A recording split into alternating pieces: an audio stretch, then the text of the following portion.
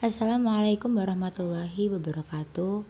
Kami dari kelompok 9 yang beranggotakan Nuril Hidayati, Puspaka Sumaring Tias, dan Ramhalia Damayanti. Di sini kami akan menyampaikan tentang Rosam Utsmani. Rosam berasal dari kata rosama, yarsamu, rosma, yang berarti menggambar atau melukis. Rosam juga dapat diartikan sebagai sesuatu yang resmi atau menurut aturan. Rosam Utsmani adalah cara penulisan Al-Quran yang ditetapkan pada masa Khalifah Utsman bin Affan ketika menulis dan membukukan Al-Quran, dan cara penulisan kalimat-kalimat Al-Quran yang disetujui sahabat Utsman bin Affan pada waktu penulisan mushaf. Rosam Al-Quran dan Rosam Utsmani merupakan tata cara menuliskan Al-Quran yang ditetapkan pada masa Khalifah Utsman bin Affan. Istilah Rosam Al-Quran diartikan sebagai penulisan Al-Quran yang digunakan Utsman bin Affan dan sahabat-sahabatnya ketika menulis dan membukukan Al-Quran. Baiklah, saya akan meneruskan presentasi dari Puspa ke Sumaning Tias.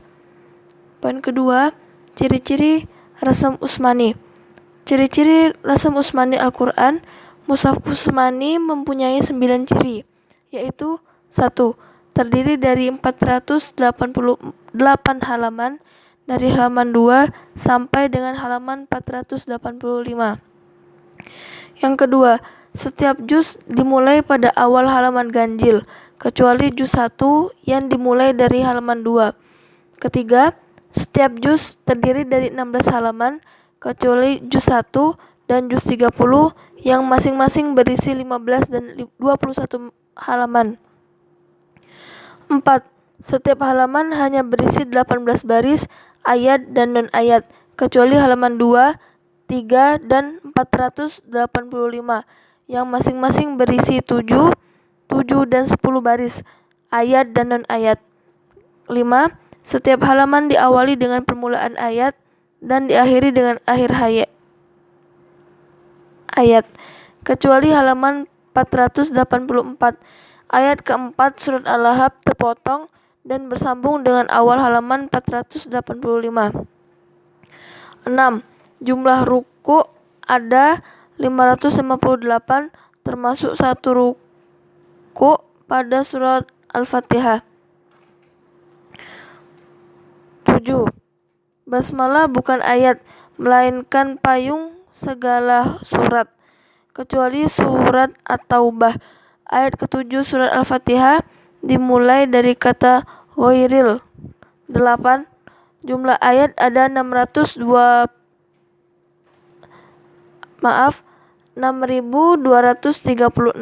ayat. 9. Ummul kitab adalah Al-Fatihah dan 4 ayat pertama surah Al-Baqarah halaman 2 dan 3. Poin ketiga, kaidah-kaidah Rosam Utsmani. Kaidah Rosam Utsmani ada 6.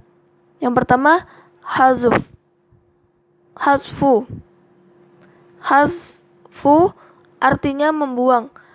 Dalam penulisan Al-Quran ada beberapa huruf yang dibuang. 2. Ziyadah. Ziyadah artinya menambah. Maksudnya, dalam kaidah imla'i, huruf-huruf tersebut tidak ada. Namun, dalam penulisan di Al-Quran dimunculkan walaupun tidak memengaruhi bacaan. Huruf yang ditambahkan diantaranya alif, waw, ba, ya, dan ha. 3. Badal. Badal artinya mengganti. Adapun dalam Rosam Utsmani, badal adalah mengganti huruf dengan huruf yang lain. 4. Hamzah. Hamzah ditulis dalam bentuk alif, ya, waw, atau seperti kepala ain. 5. Fasol dan wasol.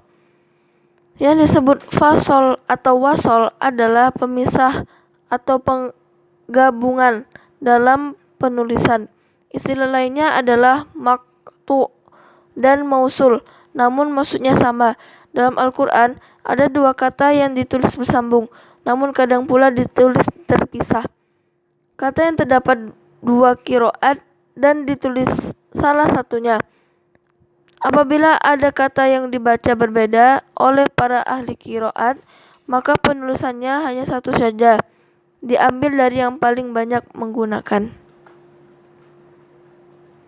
Baik, cukup sekian presentasi dari saya. Selanjutnya akan disambung oleh Nuril Hidayati. Baik, saya akan melanjutkan presentasi dari Saudari Rahmalia Damayanti, yaitu poin keempat, hukum kedudukan Rasam Utsmani. Kedudukan Rasam Utsmani diperselisihkan para ulama. Pola penulisan tersebut merupakan petunjuk Nabi atau hanya ijtihad kalangan sahabat. Adapun pendapat mereka sebagai berikut. Kelompok pertama, jumhur ulama berpendapat bahwa pola Rasam Utsmani bersifat taufiqi dengan alasan bahwa para penulis wahyu adalah sahabat-sahabat yang ditunjuk dan dipercaya Nabi Muhammad. Dan para sahabat tidak mungkin melakukan kesepakatan ijma' dalam hal-hal yang bertentangan dengan kehendak dan restu Nabi. Dengan demikian, menurut pendapat ini, hukum mengikuti Rasam Utsmani adalah wajib, dengan alasan bahwa pola tersebut merupakan petunjuk Nabi atau taufiqi. Pola itu harus dipertahankan meskipun beberapa di antaranya menyalahi kaidah penulisan yang telah dibakukan. Bahkan Imam Ahmad ibn Hambal dan Imam Malik berpendapat bahwa haram hukumnya menulis Al-Quran menyalahi Rasam Utsmani. Bagaimanapun, pola tersebut sudah merupakan kesepakatan ulama mayoritas jumhur ulama. Kelompok kedua berpendapat bahwa pola penulisan di dalam Rasam Utsmani tidak bersifat taufiqi, tetapi hanya bersifat ijtihad para sahabat. Tidak ditemukan riwayat Nabi mengenai ketentuan pola penulisan wahyu. Bahkan, sebuah riwayat yang dikutip oleh Rajab Farjani, sesungguhnya Rasulullah memerintahkan menulis Al-Quran, tetapi tidak memberikan petunjuk teknis penulisannya, dan tidak melarang penulisnya dengan pola-pola tertentu. Karena itu, ada perbedaan model-model penulisan Al-Quran dalam mushaf-mushaf mereka. Sehubungan dengan ini, mereka menyatakan sesungguhnya bentuk dan model penulisan itu tidak lain hanyalah merupakan tanda atau simbol. Karena itu, segala bentuk serta model tulisan Al-Quran yang menunjukkan arah bacaan yang benar dapat dibenarkan, sedangkan Rasam Utsmani yang menyalahi Rasam Imla'i sebagaimana kita kenal, menyulitkan banyak orang serta bisa mengakibatkan berat dan kacau bagi pembaca. Kelompok 3 mengatakan bahwa penulisan Al-Quran dengan Rasam Imla'i dapat dibenarkan, tetapi khusus bagi orang awam. Bagi para ulama atau yang memahami Rasam Utsmani, tetap wajib mempertahankan keaslian rasam tersebut. Pendapat ini diperkuat Al-Zarqani dengan mengatakan bahwa Rasam Imla'i diperlukan untuk menghindari umat dari kesalahan bacaan Al-Quran. Sedangkan Rasam Utsmani diperlukan untuk memelihara keaslian mushaf Al-Quran. Dari ketiga pendapat di atas, penulis lebih cenderung menyatakan bahwa untuk penulisan Al-Quran secara utuh sebagai kitab suci umat Islam, mesti mengikuti dan berpedoman kepada Rasam Utsmani. Hal ini mengingat pertimbangan-pertimbangan sebagai berikut. 1.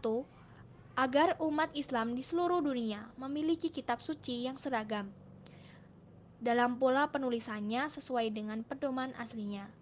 2. Pola penulisan Al-Quran dengan Rasam Utsmani, kalaupun tidak bersifat taufiqi, minimal telah merupakan ijma' atau kesepakatan para sahabat Nabi. Ijma' sahabat memiliki kekuatan hukum tersebut yang wajib diikuti, termasuk dalam penulisan Al-Quran dengan Rasam Utsmani. 3. Pola penulisan Al-Quran berdasarkan Rasam Utsmani boleh dikatakan sebagai besar sebagai atau sesuai dengan kaidah-kaidah Rasam Imla'i, dan hanya sebagian kecil yang menyalahi atau berbeda dengan Rasam Imla'i.